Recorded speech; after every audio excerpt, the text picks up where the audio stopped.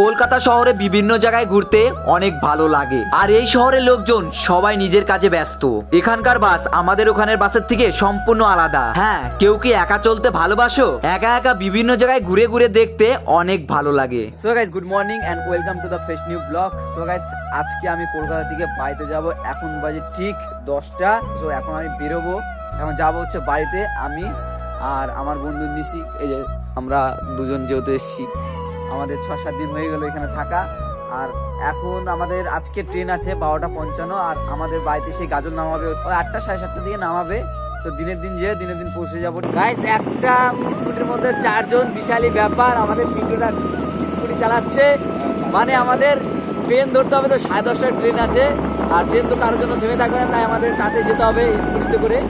তো যাচ্ছি এখন 4 জন একটা স্কুটিতে, বিশালই হাইফাই ব্যাপার। সময় বাজে এখন ঠিক 10:30। আমি আর আমার বন্ধু এখন শিয়ালদা থেকে বাস ধরলাম। আর এই বাসে করে আমাদের দুজনকে যেতে হবে চিতপুর স্টেশন অবধি। আর এই বাসগুলো আমাদের ওখানকার বাস থেকে সম্পূর্ণ আলাদা বাস। 15 মিনিট ধরে বাসে জার্নি করার পর নেমে পড়লাম আমরা চিতপুর স্টেশন থেকে কিছুটা দূরে। আর আমরা যেখানে বাস থেকে নেমেছিলাম সেখান থেকে চিতপুর স্টেশন প্রায় 1.5 কিলোমিটার। হেঁটে যাওয়ার সময় সামনে দেখতে পাই একটা বড় আয়না, যেটা আমার ভীষণ ভালো লেগেছে। আর হ্যাঁ বন্ধুরা, এখানকার রাস্তা একটু দেখে শুনে পার হতে হবে, কারণ এখানে গাড়ি ঘোড়া খুব চলাফেরা করে। আর এই চিতপুর স্টেশনের এখানে আমি জীবনে প্রথমবার আসলাম, তাই একটু আমাকে অচেনা বলে মনে হচ্ছে। আর আমার সামনে যে লোকজনকে দেখতে পাচ্ছ, তারাও স্টেশনে যাচ্ছে আমার মতো। স্টেশনে যাওয়ার পথে পিছনে দেখতে পাই বড় একটা হাসপাতাল। তো গাইস, ফাইনালি আমরা বাস থেকে নেমে পড়লাম, আর শিয়ালদা ধরে আমরা বাস ধরেছি শিয়ালদা থেকে। এবার আছি আমরা চিতপুর স্টেশন, একদম প্রপার কলকাতা। আর এখান থেকে আমাদের ট্রেন ধরতে হবে। আর এই চিতপুরে এই ট্রেনটাতে উঠে বাড়ি 8 ঘন্টার জার্নি করে আমাদেরকে যেতে হবে সেই গাজল তুলসীডাঙ্গা। সেজন্য আমরা এখানে আসলাম। সামনে দেখতে পাচ্ছ ওই যে স্টেশন, ওখানে আমাদের পতাকা উঠছে।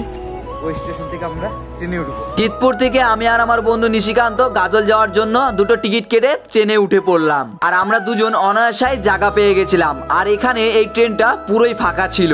আমরা কেটেছিলাম জেনারেল টিকিট, তাই আমাদের সিট পেতে কোনো অসুবিধা হয়নি। তারপর আমরা বাইরের দৃশ্যটা দেখতে দেখতে পৌঁছে গেলাম বর্ধমান অবধি। বোলপুর বর্ধমান থেকে ট্রেন ছেড়ে দিয়েছে অনেক আগেই, তাই আমি আর আমার বন্ধু সবাই বাইরের দৃশ্যটা দেখতে দেখতে সন্ধ্যা লেগে যায়। বন্ধুরা, ট্রেন থেকে দেখা যায় সন্ধ্যা হলেই বাইরের অপূর্ব দৃশ্য। আমার তো ভীষণ ভালো লেগেছিল ট্রেন থেকে বাইরের সেই দৃশ্যগুলো দেখতে। ট্রেন থেকে বাইরের সুন্দর দৃশ্য দেখতে দেখতে আমরা পৌঁছে যাই ফারাক্কা ব্যারেজের উপরে। আর সেই ব্যারেজের উপর থেকে দেখা যায় কত সুন্দর আলো, ব্রিজের 2 ধারে জল, মাঝখানে গাড়ির রাস্তা, ট্রেনের রাস্তা। আর আমাদের ট্রেন যাচ্ছে সেই রাস্তার উপর দিয়ে। আমাদের ট্রেন ফারাক্কা ব্রিজকে কভার করার পর আমি যাই একটু ট্রেনের দরজার কাছে। বন্ধুরা, তোমরা কিন্তু কখনো ভেবো না যে চলতি গাড়ির সময় আমি দরজার কাছে গেছি, কিন্তু না, আমাদের ট্রেন যখন মালদাতে দাঁড়ায় তখন আমি ট্রেনের দরজার কাছে গেছিলাম। কারণ 7 ঘন্টা ধরে একভাবে আমাদের সিটে বসে থাকতে একদমই ভালো লাগছিল না, বোরিং ফিল হচ্ছিল, তাই আমি একটু দরজার কাছে গেছিলাম। আর আমার বন্ধু সে গেটের সামনে দাঁড়িয়ে মালদা স্টেশন দেখছিল। তারপর আমি আর একটা অন্য সিটে যেয়ে বসে পড়ি। আর আমার বন্ধু নিশিকান্ত তখন তার ফোন বের করে আমাকে ভিডিও ক্যামেরা করছিল। এইভাবে আমি বন্ধুর সাথে অনেকক্ষণ মজা করতে থাকি। ফাইনালি গাইস, গাজল পৌঁছে গেলাম। পুরো 10 ঘন্টা জার্নি। 10 ঘন্টা না, কি যাচ্ছি তাহলে চল। গাড়ি চলে আসছে পুরো 7 দিন পর। পুরো 7 দিন পর আজ গাজলে আমার সেই স্টেশনে পা দিলাম। ও আমার দেশের মাটি, তোমার পরে ঠেকাই মাটি।